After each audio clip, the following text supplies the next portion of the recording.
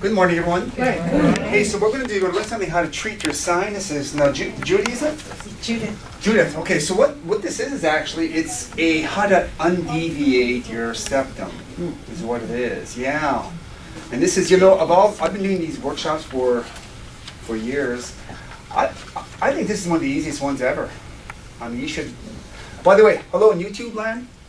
If you're not here, you can't be here. There's a way you have to do this without testing. I'll show you how to do it. You have to do it because on one side only you'll be pushing on your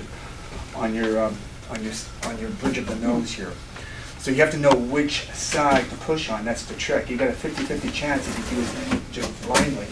So you want to know which side to do it on. And this actually, I'll tell you what happened here.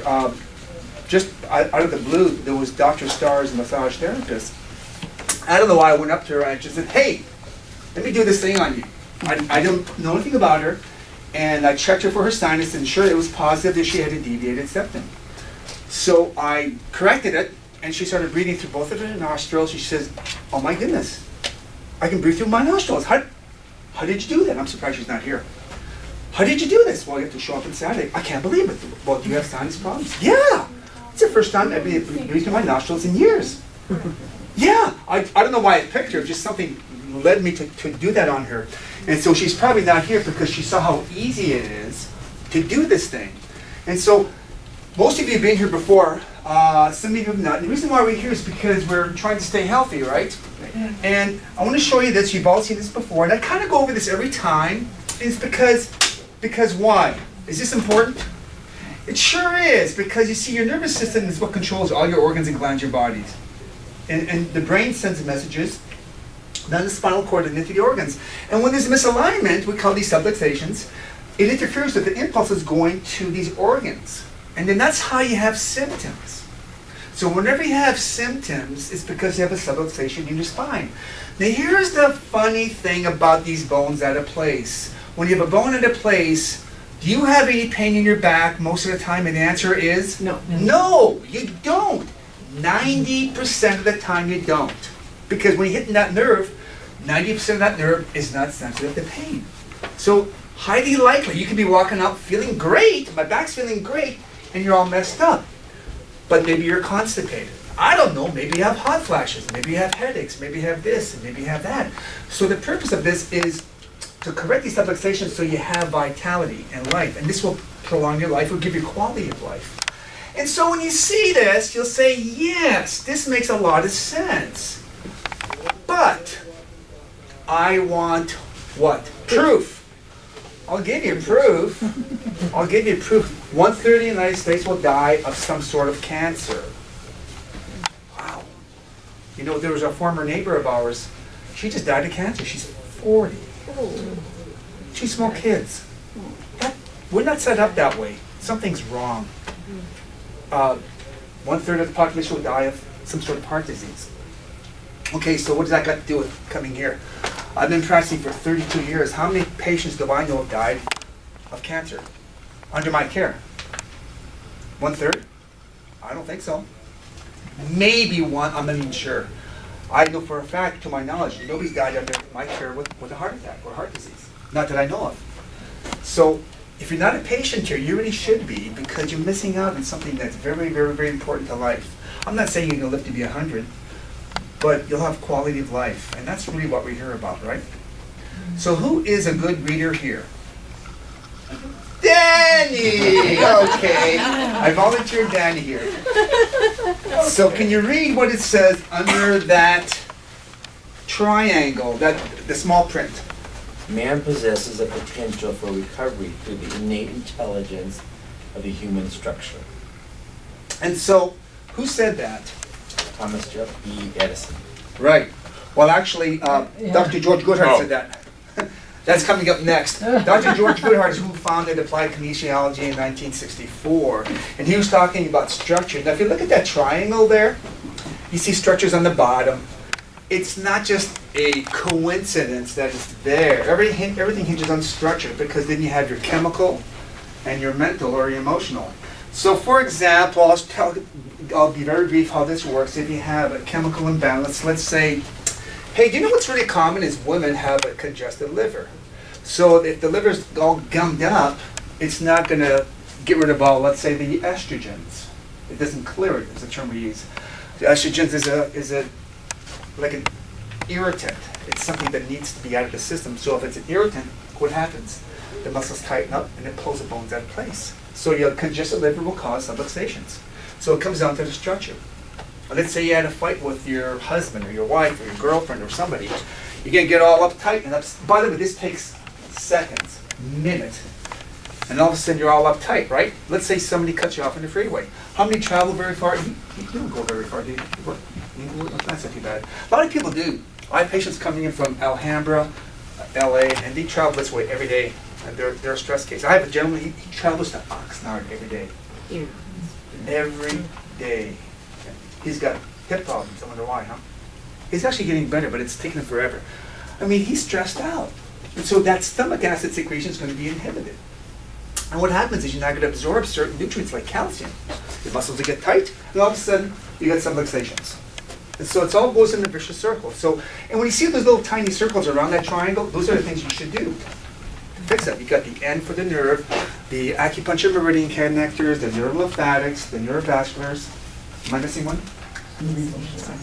Cerebral spinal fluid, CSF. Okay, that's the cranials. And that's actually what we're doing today is a cranial correction, is what it really is. And so, Danny, can you read what it says, what Thomas Edison said? The doctor of the future will give no medicine, but will interest her or his patients in the care of the human frame, in a proper diet, and in the cause and prevention of disease. So Thomas Edison said that in the 1880s. He talked about human frame. Goodhart talked about structure, same thing. And so the doctor of the future will give no medicine. I think I'm the doctor of the future because I don't think that's really necessary unless you have a life-threatening condition. I have a gentleman who comes to see me, by the way. I'll give you an example. I'm not against medicine. He came in at the back end. He's so gone. He's on a blood thinner called Plavix. Anybody heard of that? If he doesn't take Plavix, he'll stroke out. Well, he has to be on that drug forever. I mean, it's better than dying. So, and he's that far gone if he doesn't have it. There's nothing I can do about it. It's called limitation of matter. So I'm not. Sometimes people think I'm against drugs. No, if he needed to survive. Actually, that same gentleman, he's so far gone, he's going to be starting dialysis. He doesn't want to do it.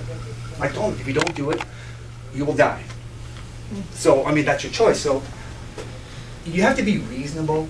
I mean, if you can avoid medication, I think that's probably better. But if you have to, some people do. It's just how it is.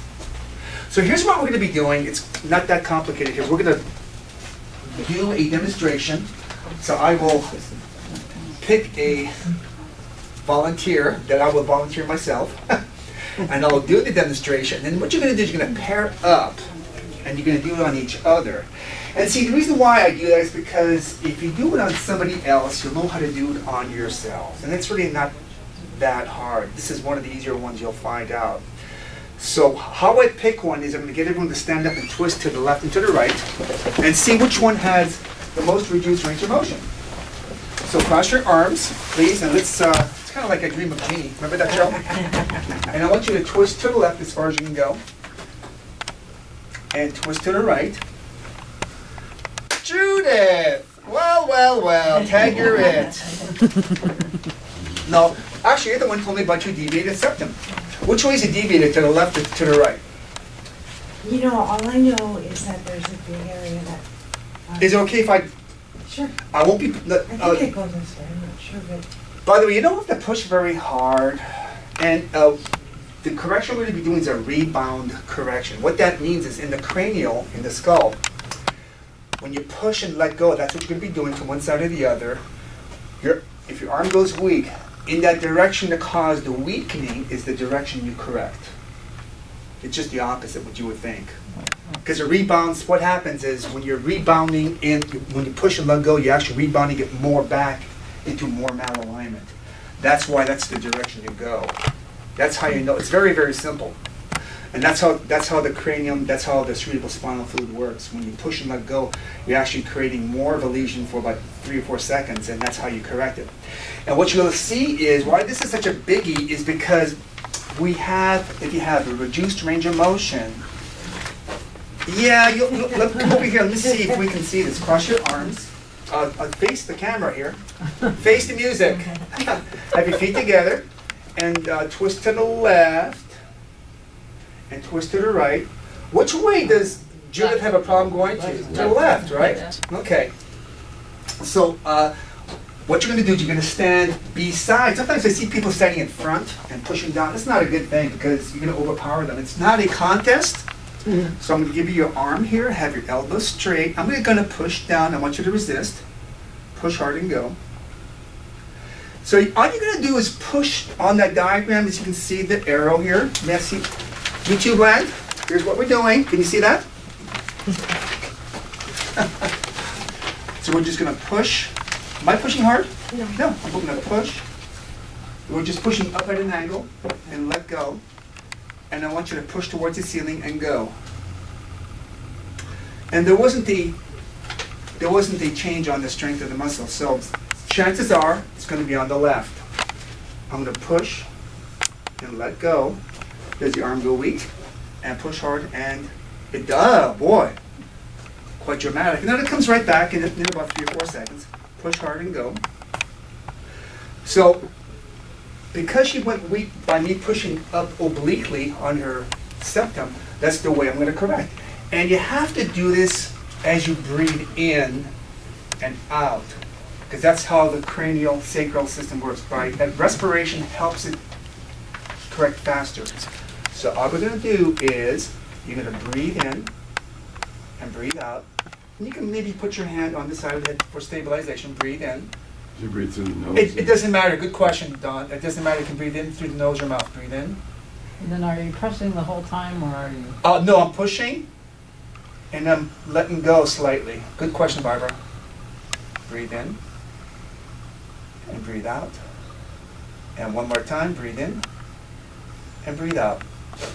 Okay, so now we're going to do the same test. Push hard and go. Try again, push hard. I'm going to push very lightly. I'm going to let go. And push hard and go. Try again, push hard. Okay, cross your arms. And we're going to see how far she can go to the, which way was she? Yeah, and go. Oh, interesting. Did that feel a little easier? That's it. Yes. A hand for Judith.